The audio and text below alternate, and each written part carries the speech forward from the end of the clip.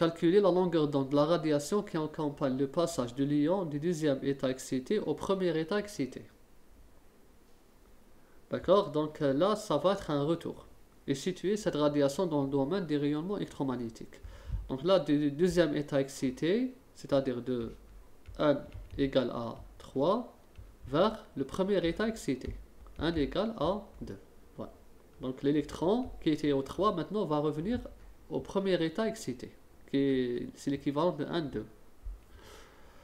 2. Cette radiation est-elle ensuite, ils vont dire, est-ce que c'est émis ou absorbé?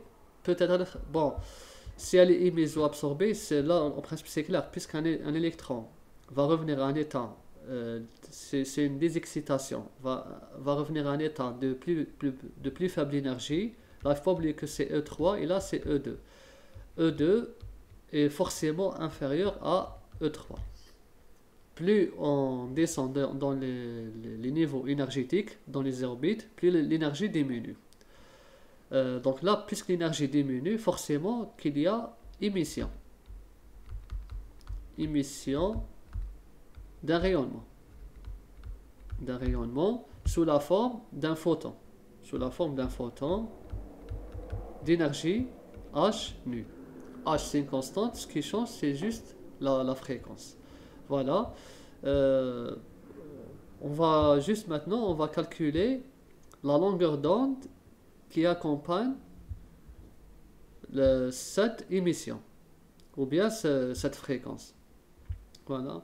Donc, on applique la même relation de tout à l'heure. Là aussi, vous pouvez appliquer delta E est égal à E3 moins E2 à la forme absolue, qui est égal à HC sur lambda.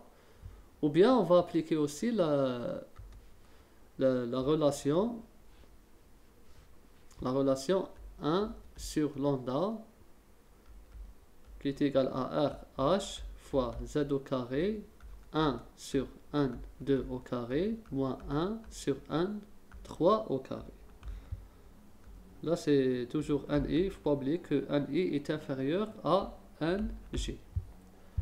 Et on fait le calcul 1 sur lambda, 1,09 fois 10 puissance moins 7 mètres, plutôt plus 7 mètres moins 1 fois 17 au carré fois 1 sur 2 au carré moins 1 sur 3 au carré.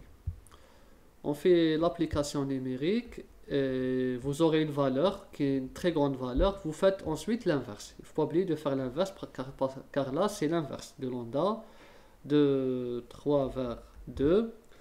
Et là aussi, bon, j'ai trouvé de 4, j'ai trouvé une longueur d'onde qui est égale à 2,27 fois 10 puissance moins 9 nanomètres. Là aussi c'est plutôt c'est mètres, c'est pas nanomètre, c'est mètre. Parce que là c'est en mètres. Et je convertis en nanomètres. 1 mètre est égal à 10 puissance 9 nanomètres. Je simplifie. Et j'aurai, bien sûr, 10 puissance moins 9 avec 10 puissance 9, c'est 1. Et j'aurai 2,27 nanomètres. La longueur d'onde de 3 vers 2, elle équivaut à 2,27. Maintenant, bon, on a dit que c'est une énergie qui est émise.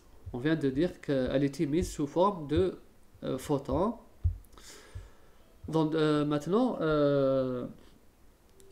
on va la classer. C'est ça. Bon, peut-être voilà, on va situer cette radiation dans le domaine des rayonnements électromagnétiques. Ça, c'est 2,27. C'est une très faible longueur d'onde. Ça veut dire que son énergie est très grande. Je vous montre ce spectre, plutôt ce domaine des radiations. Là, le visible, voici le visible. Le visible, là, c'est en nanomètres. Cette échelle, c'est en nanomètres. C'est l'ordre de grandeur en nanomètres. Le visible, et là, c'est la fréquence. La fréquence. Là, c'est la fréquence. Voilà. Et là, c'est des nanomètres. la fréquence, elle est de cet ordre. De l'ordre en nanomètres, de l'ordre 10 puissance 3. Par exemple, 400, 500, 600, 700. Donc, si on dit 5 fois... non, plutôt là, c'est... Bon, le visible, là, c'est pas bien détaillé. D'accord? Là, si on raisonne en angstrom, mais si on raisonne en nanomètres, ça va être de l'ordre de 400, 500, 600. Donc là, c'est entre 10 puissance 2, 10 puissance 3. Regardez là, le rayon X, c'est dans ce domaine, à peu près, dans ce domaine.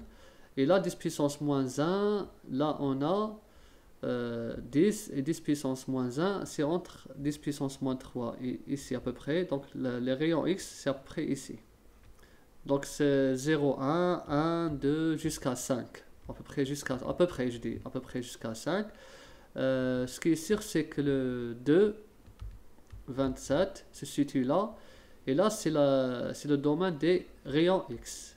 C'est les rayons X. Donc on voit bien que c'est clair, les rayons X et les rayons gamma, leur énergie est très élevée. C'est une énergie très élevée. Une forte énergie. Si on se déplace vers la droite, l'énergie diminue et la longueur d'onde augmente, car la relation est proportionnellement inverse.